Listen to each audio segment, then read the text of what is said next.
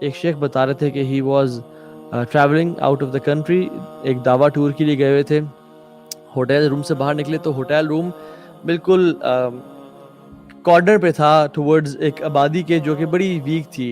ٹھیک ہے، وہاں پہ بالکل بستیاں تھیں اور جو کچی بستیاں سی نہیں ہوتی اس طرح کی تھیں.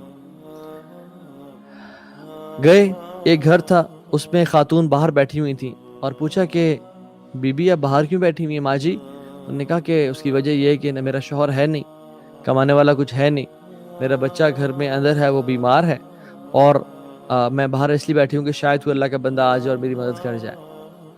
کہتے ہیں میرے پاس جو زکوٰۃ کے پیسے تھے میں نے اس کو دے دیے. آئی واز فیلنگ یار سبحان اللہ، یا اللہ تو نے ہمیں کتنا نوازا ہے، یہ عورت کتنی بے بس ہے، کتنی بری حالت میں ہے.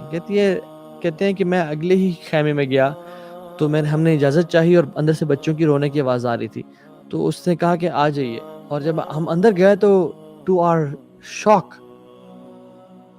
کچھ چند بچے تھے 3 سے 4، وہ سارے ڈسیبلڈ تھے، سارے ہینڈی کیپ تھے، اور ان کے ٹانگیں اور پاؤں کام نہیں کر رہے تھے. And they were shivering, they couldn't stand up on their feet, they were shivering.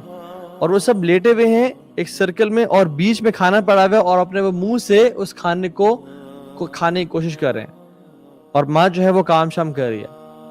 تو نے کہا what kind of an evil mother you are، کہ یہ بچے اس طرح سے کھا رہے ہیں اور تم ان کو کھانا ہاتھ سے منہ میں نہیں ڈال رہی ہو. کہتی واللہ آپ کو کیا پتا، اگر میں ان کو کھانا کھلاؤں نا تو باقی کام پاسبل ہی نہیں ہے کرنا. I have 2 options، یا ان کو کھانا کھلاؤں یا میں کھیتی باڑی کروں اور چیزیں کچھ نہ کچھ ان کے لیے بندوبست کروں، کیونکہ میرے پاس اور کوئی آپشن نہیں ہے. اگر میں ان کو کھانا کھلاتی ہوں تو میرے پاس ان کو کل دینے کے لیے کچھ نہیں ہوگا، اور اگر میں کل کی یعنی جو فارمنگ کرتی ہوں اپنے چھوٹے سے لینڈ میں تو پھر میں یہ کھانا ان کو اس طرح دینا پڑے گا. I don't have any support. اللہ اکبر. اور ہم لوگ کس چیز کا ہم کفر کریں، کس چیز کے ہم رونا روتے ہیں.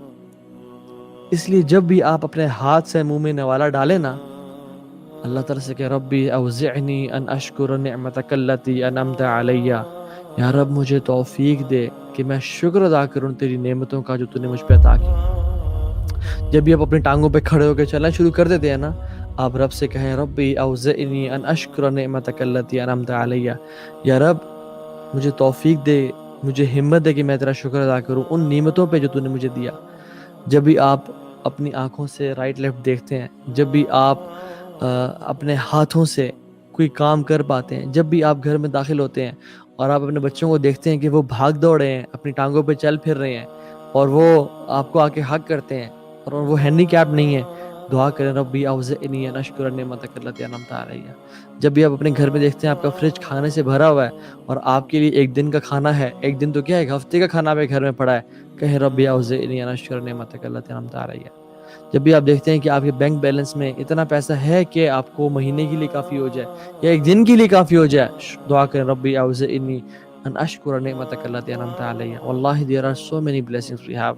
جب آپ کے سبلنگز آپ کے پاس ہیں، آپ کے ماں باپ زندہ ہیں، آپ کے اوپر سایہ ہے، وہ آپ کا خیال رکھنے والے ہیں، آپ کے بہن بھائی ہیں، آپ کی سپورٹ ہے، آپ کے اچھے دوست ہیں، اللہ سے دعا کریں یا رب مجھے تو توفیق دے کہ میں تیرا شکر ادا کروں.